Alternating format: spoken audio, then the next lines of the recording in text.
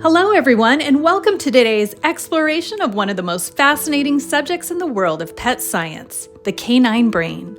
For many of us, dogs aren't just pets, they're family. But have you ever wondered what's going on inside their heads? How do they process information, understand commands, and feel emotions? And how much do they actually remember? Today we're diving deep into the science behind how our dogs think, feel, and learn. Let's get started. To understand how dogs think, it's helpful to know a bit about the structure of their brains. In terms of size, a dog's brain is about the size of a lemon, which is about 1/10 the size of a human brain. However, size isn't everything. Dogs' brains are highly specialized for processing specific types of information, especially things that relate to smell and social cues. The part of their brain responsible for processing smells is proportionally 40 times larger in dogs than in humans. This is why dogs are so adept to identifying scents, even in complex environments. Additionally, dogs have a highly developed limbic system, which is involved in processing emotions and memories, and their prefrontal cortex, responsible for decision-making and complex problem-solving, is also active but less developed compared to humans. This contributes to their remarkable ability to recognize emotions and remember past experiences in a way that is distinct from human memory. Dogs rely on a combination of their senses to process the world around them, with smell and vision being the most prominent. When a dog encounters a new object or situation, they often engage in smelling first, seeing second. This is why dogs will sniff each other upon meeting or sniff around a new location. They're gathering as much sensory information as possible to make sense of their environment. One fascinating aspect of canine perception is their vision. Contrary to popular belief, dogs aren't completely colorblind. While they can't see the full spectrum of colors like humans can, they perceive the world in shades of blue and yellow. This limited color range, along with their excellent night vision, helps to adapt them to well-lit environments and focus more on movement, which is crucial for understanding social cues and reacting to potential threats or opportunities. Many dog owners believe their pets can feel emotions, and science backs this up. The canine brain processes emotions in the amygdala, which is remarkably similar to humans. This part of the brain is responsible for generating and processing basic emotions such as fear, joy, and anger. However, dogs experience emotions somewhat differently. They tend to feel emotions in a more immediate, present-focused way. For example, if you scold a dog for something they did hours ago, they may not make the connection because their emotional processing is focused on the current moment rather than the past.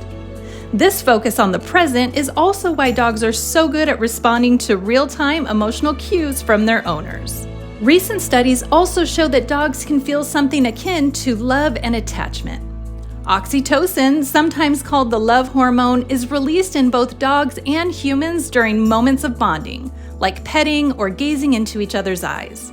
This release of oxytocin is believed to enhance the bond between dogs and their humans, solidifying a mutual sense of attachment. And when it comes to memory, dogs have both short-term and long-term memory, although they function differently than in humans. Dogs' short-term memory is relatively limited, typically lasting around 2 minutes. This is why they may quickly forget they've been scolded for chewing a shoe or getting into the trash.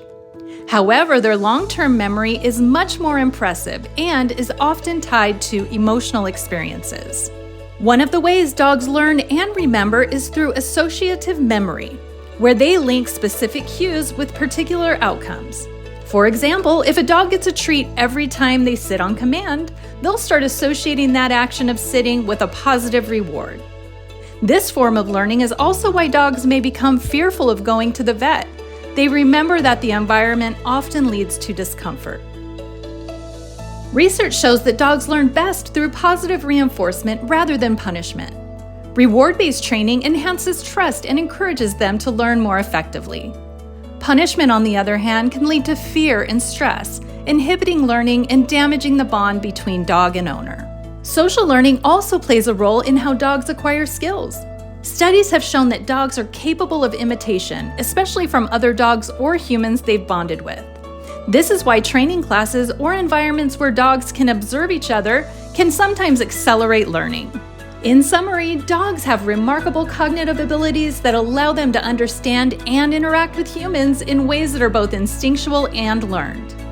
They process information through highly developed senses, especially smell and body language. Dogs experience emotions similar to humans, feel attachment, and form memories that impact their behavior.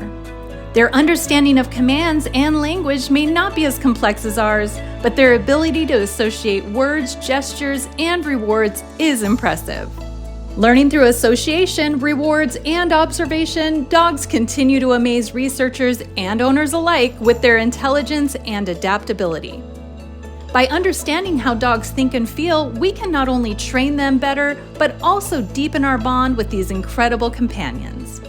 So next time you look into your dog's eyes, remember, they're taking in more than we often realize.